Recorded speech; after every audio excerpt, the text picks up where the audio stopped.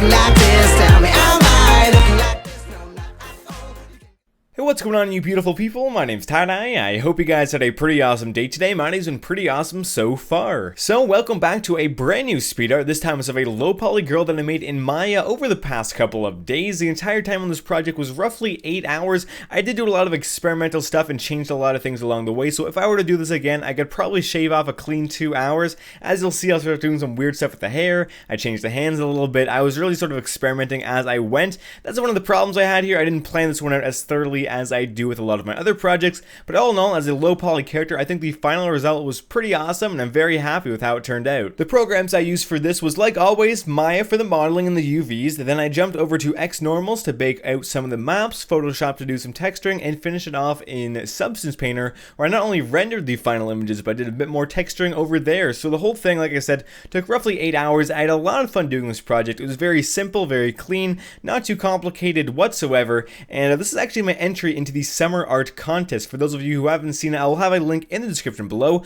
but I like to do a contest every single month where I have a different theme. This month's theme is summer, so I thought this girl would be a pretty good idea to do something for a summery theme. She seems like she's in shorts, a t-shirt, you know, she's got a baseball cap on. It's pretty awesome, sunglasses, and all the cool summer things, right? So that's my entry into the contest. I thought it would be pretty fun to do something like this. I actually loosely based the character off of Alex from Oxenfree. I don't know how many of you guys have actually played that game. Fantastic game. If you're looking for a good indie game, I would highly recommend downloading Oxenfree. And of course, that's me not like endorsing them or anything like that. Like, I don't have any connection to the company, obviously. It was just a fantastic game, and I would highly recommend it. I'm playing through it again personally right now. But one of the characters, Alex, she has sort of the blue ponytail, the side hair coming down. She's sort of wearing a fall-looking outfit, though. The game takes place in the fall, so I'm like, hey, maybe I can take this character, give her some summer clothes, and sort of, you know, make it a lot more low poly. And at first, I kind of wanted to make a recreation of the character in high poly, but then I realized, like, I really don't know enough about this game to really do that. I don't know if you've ever played the game or seen the trailer. It's really weird. The models are so far away from the screen, you really can't see any details on the character. So at that point, I'm like, I can't really do this, so I'm just going to do a low poly character, and that's how I ended up with this. All in all, like I said earlier, I had a lot of fun doing this model. This is just one of those things where it's nothing too crazy complicated, and I can just sort of go at my own pace. I don't need too much reference images or anything like that, and I kind of know what the final result is going to look like ahead of time.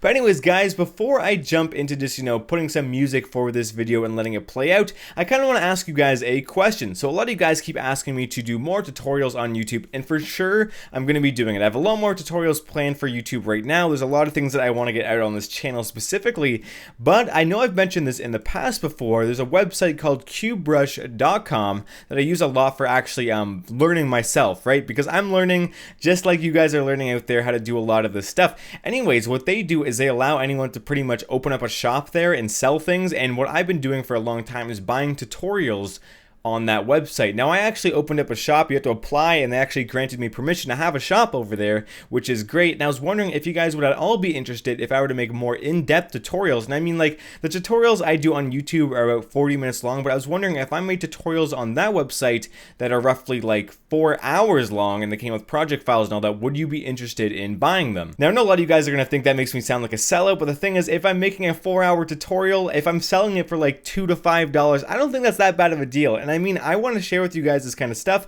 and a lot of the times when there's these big tutorials, I can't really put them on YouTube. A 4-hour tutorial is not really something I can put on YouTube, and people often, you know, they argue that if I split up into parts, that'd be okay, but the thing is, if I split it up into parts, you have people who watch part 1 and then don't watch all the way to the final part. So this is one option. Obviously, just let me know if you like the idea. Please let me know with a comment. If you don't like the idea, let me know. This is obviously something to please you guys, and yes, I would get a little bit of money for it. It wouldn't be a whole lot. It would just be enough to sort of justify the amount of time, because making a 4-hour tutorial is a lot more than 4 hours of work. It's more closer to about 10 hours of work, to be honest.